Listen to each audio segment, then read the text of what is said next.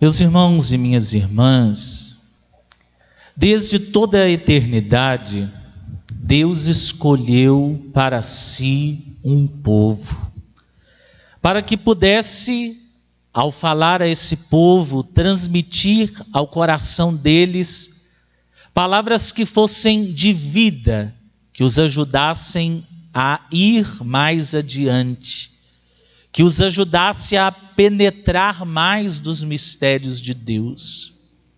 E quando nós vamos lendo a história da nossa salvação, apresentada pelo Antigo Testamento, nós percebemos que diversas vezes o povo abandonou a aliança com o Senhor. Deus nunca abandonou a aliança conosco, mas nós abandonamos a aliança com Deus. E por causa disso, nós sofremos muito. A vida do povo de Israel, a vida daqueles antepassados, os nossos pais na fé, foi muito difícil. Viveram no deserto, como escravos, foram deportados para a Mesopotâmia, para a Babilônia. E hoje ainda nós percebemos que nós também sofremos, porque temos o ouvido e o coração duros à palavra de Deus. É interessante nós olharmos para Jesus hoje, que nos fala no Evangelho de Mateus, capítulo 18, esse discurso eclesial que Jesus traz para nós. Jesus quer nos ensinar como nos comportar como discípulos na igreja dele.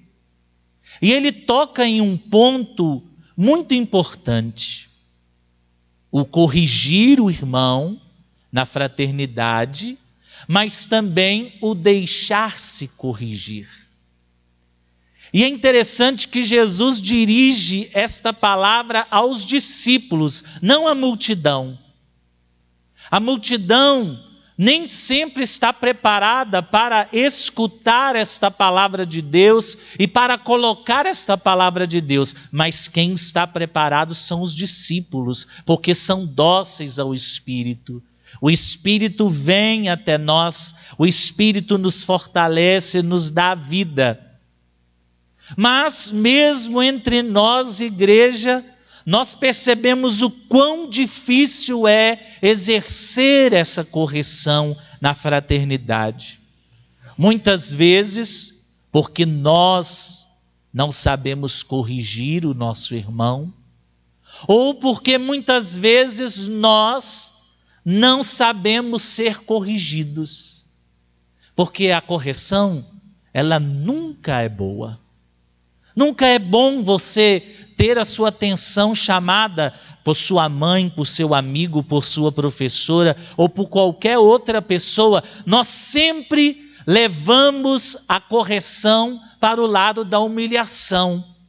Quando o nosso irmão nos chega e nos pede para mudar o nosso caminho, nós dizemos: você está preocupado em me destruir? Você está preocupado em fazer com que eu me sinta rebaixado, menor do que você?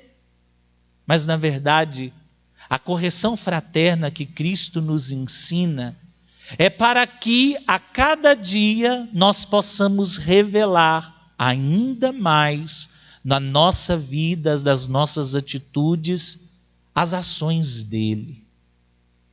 É preciso a gente aprender a corrigir os nossos irmãos e irmãs. Jesus diz: faça isso em particular. A nossa vontade é contar para todo mundo, principalmente quando a gente sabe de alguma coisa errada. Nós, fofoqueiros de plantão, adoramos falar mal dos outros, de julgar os outros. Mas nós precisamos dizer às pessoas palavras acertadas para que elas possam corrigir os seus passos, para que assim cheguem até Deus. Mas, para fazer isso, é preciso que nós peçamos a graça do Espírito Santo, para que Ele fale em nós ao nosso irmão. Só que às vezes nós deixamos a raiva, nós deixamos o nosso comodismo, nós deixamos as injustiças que os outros fizeram conosco vir à tona no momento da nossa correção, e uma correção se transforma numa discussão. Isso nós vemos muito nos ambientes familiares. Nós não sabemos conversar, nós não sabemos nos corrigir, porque sempre parece que o outro é o nosso inimigo. Mas aqui Jesus, ele não apenas pede a nós que tenhamos a sabedoria de corrigir, mas que tenhamos também a humildade de aceitar a correção. Toda correção, no momento, ela é envergonhadora, mas ela nos salva. Mas a gente precisa fazer isso para que a gente, na humildade do nosso comportamento, possamos consertar aquilo que não está muito bem em nós.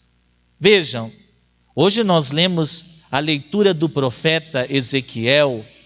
Ontem, na homilia, o padre Lauro dizia que Ezequiel, ele degustou a palavra de Deus. Na boca era doce, mas no estômago era amarga, porque essa palavra de Deus, ela nos inquire, ela nos pergunta, ela nos pede uma posição. E isso não só em relação a nós, mas em relação aos nossos irmãos. Nós sempre pedimos: Jesus manso e humilde de coração, fazei o nosso coração semelhante ao vosso. Para quê?